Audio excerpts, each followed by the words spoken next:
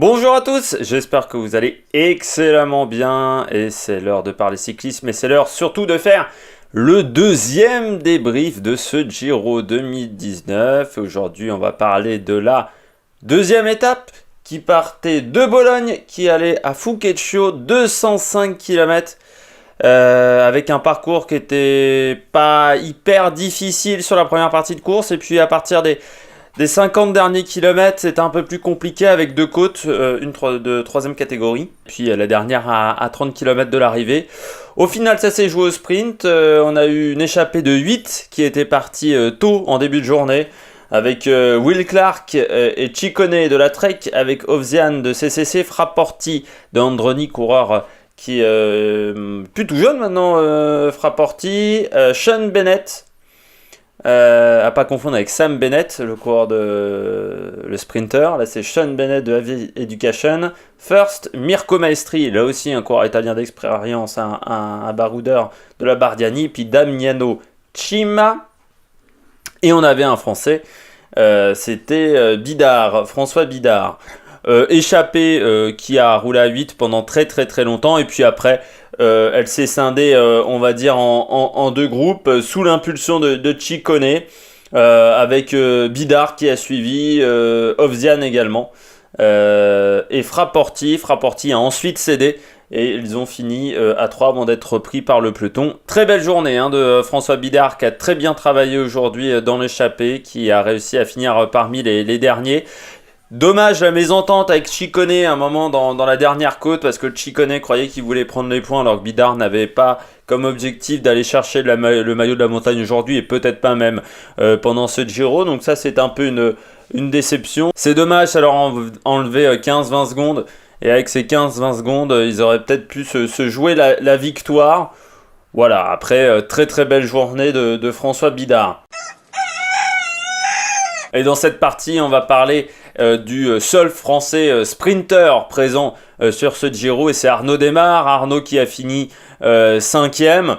C'est plutôt une place intéressante pour le nordiste, qui n'a pas été très bien emmené par la Groupama FDJ. Alors c'est dommage parce que l'équipe avait plutôt fait une bonne journée jusque-là. Elle n'avait pas mis le nez à l'avant du peloton, ce qui est souvent un bon indicateur, parce que les équipiers étaient frais pour le final. On commence à les voir à 7-8 km de l'arrivée. Voilà, alors que jusqu'à ce moment-là, on voyait énormément les Borans Grohe. Mais bon, le souci, à 2 km de l'arrivée, il y a un virage et ils se font... alors je ne sais pas s'ils se font enfermer, mais ils disparaissent de l'avant-garde du peloton. Et après, c'était un petit peu la galère dans le train de la FDJ. Et ce qui fait que... il se retrouve avec un temps de retard par rapport à d'autres équipes, par rapport à Caleb Ewan, et il ne peut pas faire son retard à ce moment-là. Après, limite bien la casse avec cette 5e place. Dommage également la chute d'Olivier Le Gac, qui va peut-être impacter son train dans l'étape de demain ou l'étape d'après-demain, mais ça on verra le moment venu. Attaque de Marlou. Eh bien, les coureurs qui ont passé une excellente journée aujourd'hui, c'est Pascal Ackermann, le champion d'Allemagne, qui a remporté l'étape, le sprinter. Je ne l'avais pas mis parmi mes favoris, Pascal Ackermann. J'avais un peu oublié qu'il était présent. C'est vrai qu'il était très performant au Grand Prix de Francfort, par exemple. Je l'avais vu très puissant. Il a fait un sprint un peu de la même manière. C'est un peu les mêmes sprints que faisait Kittel du côté de la Quick Step. C'est-à-dire, voilà, il part... il essaye de récupérer les concurrents à l'aspiration. Ça veut dire qu'il se retrouve en deuxième rideau. Et puis, c'est risqué parce que il faut qu'il trouve l'ouverture. Mais à partir du moment où il trouve l'ouverture, eh bien voilà, il surprend tout le monde. Et là, il a réussi en plus à faire un très beau sprint, tout en puissance. C'est vrai qu'aujourd'hui, c'est un coureur qui, comme c'est un sprinter qui est un peu plus grand que la moyenne, 1m90. C'est vrai qu'on a plutôt l'habitude d'avoir des sprinters à 1m80. Plutôt des boules de puissance à 1m80, 1m85, là on est à 1m90, donc c'est un peu au-dessus. Donc il développe un énorme braquet, Ackermann, et puis après il arrive à surprendre tout le monde parce qu'il part de l'autre côté de la route, et il se fait bien cacher par un coéquipier de Caleb Ewan, et puis quand Caleb Ewan commence à se tasser légèrement, et bien lui passe devant, et il remporte l'étape. Bon sprint également d'Elia Viviani, dans la roue de Gaviria pendant un long moment sur ce sprint. Il est aussi surpris par Ackermann, il le voit pas tout de suite, donc il démarre avec un petit temps de retard pour aller chercher Ackermann. C'est dommage parce que Viviani était plutôt très rapide, je pense même que c'était le plus rapide aujourd'hui parce qu'on a l'impression qu'il revient très très fort sur la fin du sprint.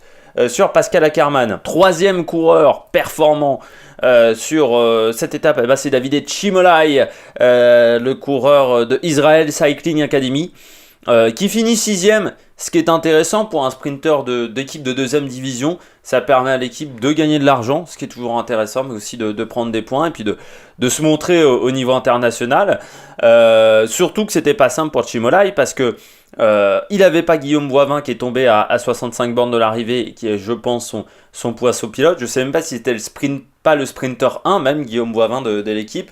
Et puis surtout, dans la chute avec Olivier Lega, qui est bien, c'est un de ses coéquipiers, je pense, c'est Sbaragli, l'Italien, qui se fait un peu freiner le long des barrières par la chute d'Olivier Legac. Donc voilà. Vraiment pas très bien emmené.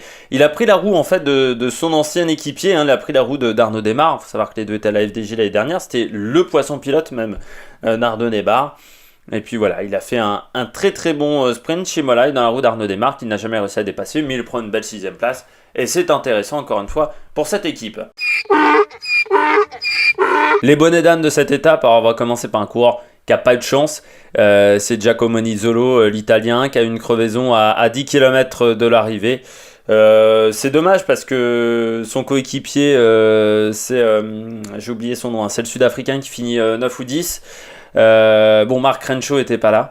Il a explosé dans les petites côtes avant l'arrivée, Mark Renshaw, mais il aurait pu faire un beau sprint, Nizzolo, et c'est bien dommage pour lui. Donc c'est un léger bonnet d'âne. On passe tout de suite au vrai bonnet d'âne. Francesco Gavazzi, 13e, le coureur d'Androni Giocattoli. On l'attendait un petit peu mieux, Francesco Gavazzi. C'est un coureur qui déçoit quand même depuis quelques années, désormais le sprinter italien. Il finit 13e, alors c'est pas un total raté, mais sur un sprint qui est aussi fluide, où il n'y a pas eu énormément de chutes, il n'y a pas eu de contact, il n'y a pas eu de moments vraiment dangereux sur ce sprint. La route était plutôt...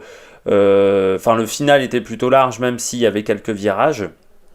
Eh bien, elle se retrouve 13e, derrière des coureurs, derrière des poissons pilotes même, de sprinters. Il se retrouve derrière De Beust, de la Lotto, par exemple. Donc c'est dommage pour un sprinter numéro 1. Après, on a peu vu Leandroni Giocattoli également dans le final. Il lui a peut-être manqué de la main-d'œuvre pour pouvoir l'aider. Deuxième coureur, bonnet d'âne, c'est Sacha Modolo. On ne peut pas dire que depuis le début de saison, le coureur italien de F Education First nous s'est impressionné par ses performances. Eh bien, ça a été un petit peu la même chose aujourd'hui. 48e, il n'a pas du tout sprinté en fait. Alors, c'est vrai que F Education First, ils ont pas vraiment un vrai train, mais quand tu as des Mati Bréchel, alors je n'ai pas regardé si Mati Bréchel était dans ce groupe-là, mais quand tu as des coureurs de ce type, tu peux quand même te placer pour des finales, pour des sprints. Et là, ça n'a pas été le cas du côté de Sacha Modolo, mais qui est décevant depuis un an, le coureur italien, depuis qu'il est passé chez EF Education First. Le dernier bonnet d'âne, c'est Jakub Mareczko, 165e à 13 minutes. Donc il n'était pas dans le groupe des leaders pour jouer le sprint. Après, Jakub Mareczko, il s'est fait lâcher très très tôt dans les bosses. Bon, Mareczko, je l'avais pas mis parmi mes favoris non plus, parce que je trouve que son équipe est extrêmement faible pour l'emmener. Et puis, je savais que l'étape du jour, d'hier, parce que nous sommes lundi, était un peu trop difficile, je pense, pour lui. Eh bien, ça n'a pas raté, vu qu'il a été lâché. C'est dommage pour un coureur qui était très performant l'année dernière sur le Giro. Donc voilà, on attend un peu mieux de l'Italien. Et maintenant, on va parler de l'étape du jour, rapidement pour finir, l'étape qui se déroulera cet après-midi. Eh bien, on partira de Vinci pour aller à Orbetello, 220 km, c'est long. Malgré tout, ça devrait se jouer au sprint, malgré une côte à 40 km de l'arrivée, une côte de 4e catégorie, parcours plutôt plat, avec une côte qui n'est pas classée dans le classement de la montagne au tout début de journée. Les favoris, eh bien comme hier, dans ma vidéo hier, alors les favoris Viviani, Bien, on va rajouter Ackermann. Et puis, je garde Nizzolo en tête parce il est très bien entouré. Et puis, je vais prendre Arnaud Démare. Voilà. Donc, je pense que ces 4 coureurs-là devraient être devant demain. C'est pas un très gros risque hein, que je prends au niveau de mes pronostics. Et je pense que Jakub Mareczko ne sera pas encore très performant. Mais bon, des fois, je me trompe dans mes pronostics. Donc, peut-être que ça sera le cas également. Et on verra ça demain. Demain, donc, on parlera de cette étape 3 entre Vinci et Orbe Tello. Et puis, on parlera du parcours de l'étape 4. On parlera des top et flop et du français du jour. Ça sera certainement Arnaud Démare. Et s'il y a un français dans l'échappée, n'hésitez pas à vous abonner. N'hésitez pas à réagir dans les commentaires. N'hésitez pas également à mettre un pouce bleu si vous avez adoré cette vidéo. N'hésitez pas à relayer cette vidéo sur les réseaux sociaux, ça fait toujours plaisir. Et puis on se retrouve eh bien, dès demain pour de nouvelles aventures cyclisme avec ce Giro 2019.